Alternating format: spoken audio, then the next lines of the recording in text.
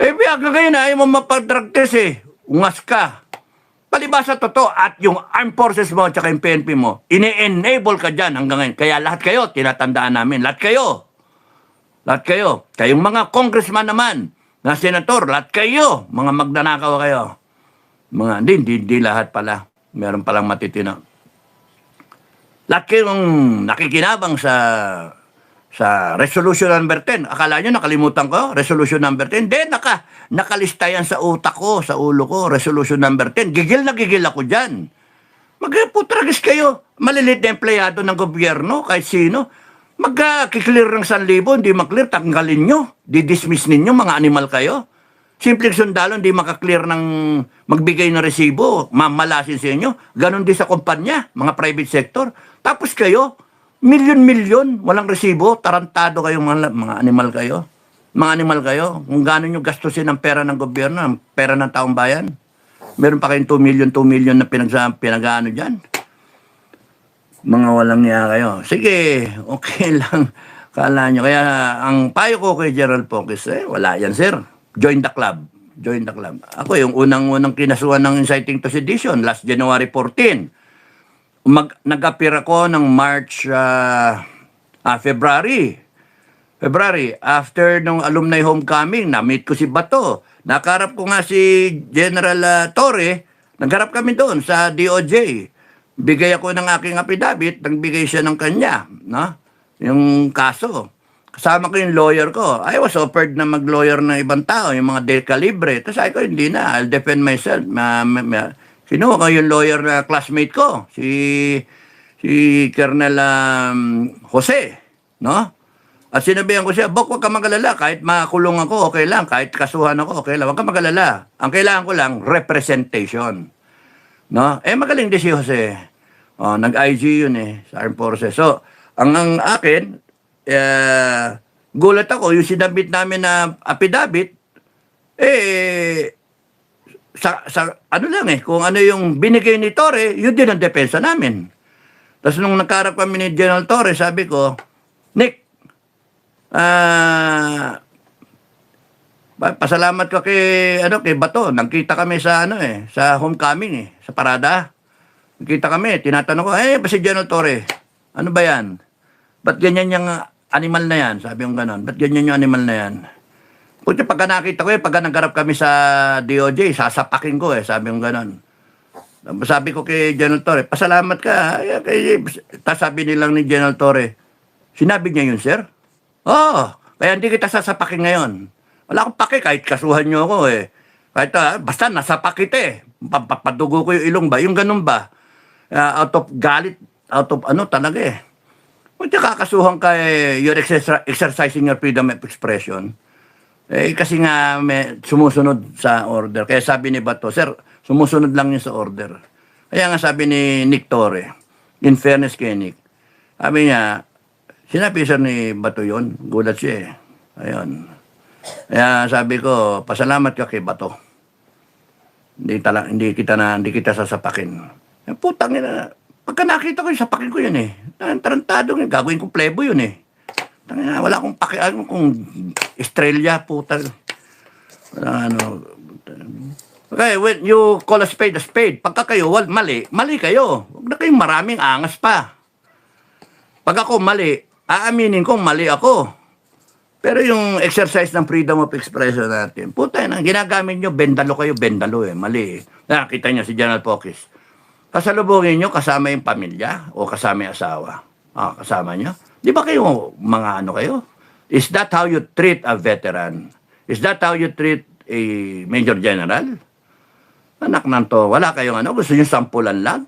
Gagawin nyo dramatic? Ha? Ay, sabi sa iyo, kakamali kayo. Kasi magsisimpatize ang Pilipino sa underdog. Hindi nyo na maintindihan yung ugali ng Pilipino. Matatanggal ka, Marcos, sa totoo lang. Matatanggal kayong lahat at bibitayin kayong lahat ng taong bayan pag ikot ng gulong. Gagamitin yung konstitusyon. Sa amin nga galing yung konstitusyon. Like, share, subscribe. Panoorin niyo yung video ko, Pag-aralan nyo ng gusto. Banatan nyo ako ng inciting to sedition. Inciting to rebellion. Putaragis kayo. Mga animal kayo.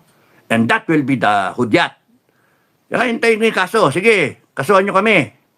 Naman, animal kayo. Alam niyong mali kayo eh. Tapos hihiritan nyo kami. Puta lagi sa libro ko, pagka ako, alam kong tama ako, no? Paglalaban ko.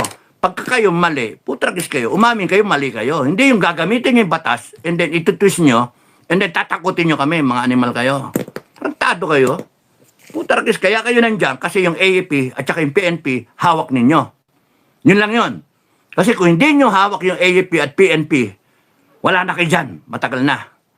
Kaya matakot kayo pagka nahawakan ng taong bayan yung AFP at yung PNP na yan. Pagka nahawakan niya ng taong bayan at sumunod sa taong bayan, sa tingin ko susunod sa taong bayan ng AFP at PNP. At kung hindi, civil war tayo. Tangina ninyo, takutin nyo kami, gago kayo. Yung binababoy ninyong Pilipinas, mga animal kayo. Sige, magbe-bail naman si General Pokis. Magbe-bail and he will defend himself in court. And this is just designed para tumahimik siya. And let me tell you, kahit 10 pa ang kaso ninyo, sunod-sunurin nyo, triple M yan, sir. Sir, ano yan? Gold Cross. Triple M yan, sir.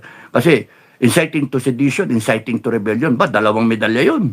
Tapos nun, spearhead device, sunod-sunod. Ay, okay lang yan, sir. Because you will be remembered by the Filipino people as the man who started, who never let up, who continued fighting for the Filipino people. And you will be remembered in history, and these people, all of this, they will all not be remembered. Mga pangalan yan, paboran natin, sir. Mga animal yung mga yan.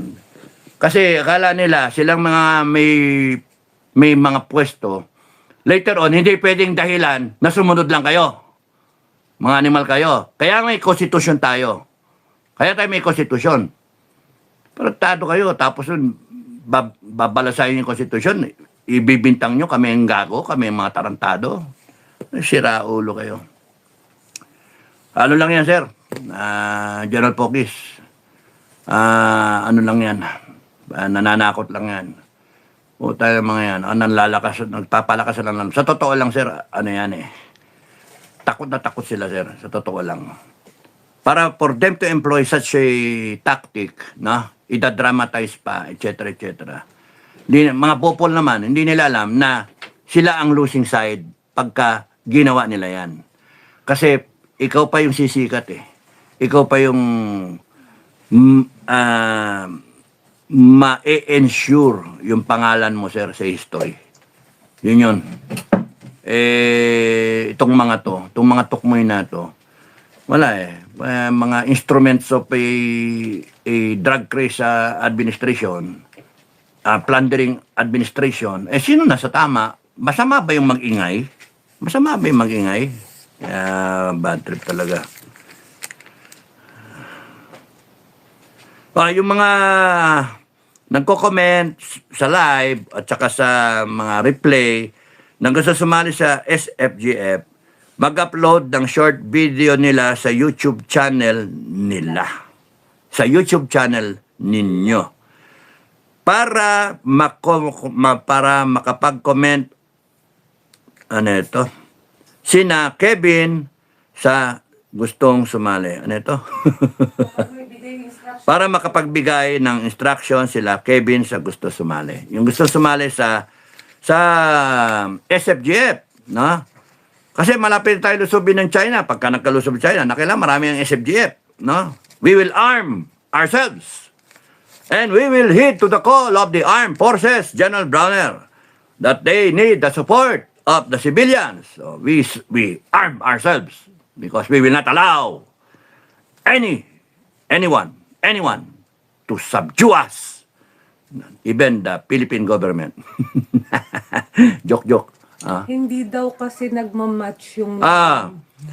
Sabi ni Kevin Tuldolao, ay pakisabi sa mga gusto sumali sa SFGF na mag-upload ng short video, sabi niya kanina, introducing themselves. Hi, hello, ako po si Dado Enrique. Pwede po ba sumali sa SFGF? Para mas madali ma-evet ng membership nila because we have a vetting process. I-vet, sasaksakan kayo injection, veterinaryo. I-vet kayo. Marami daw kasi di nagmamatch ang username versus real name, eh syempre nag-disguise eh. At saka picture. Tsaka yung picture. So, ibebet, na kaila ibet, na kamamaya ang pumapasok ay isang troll.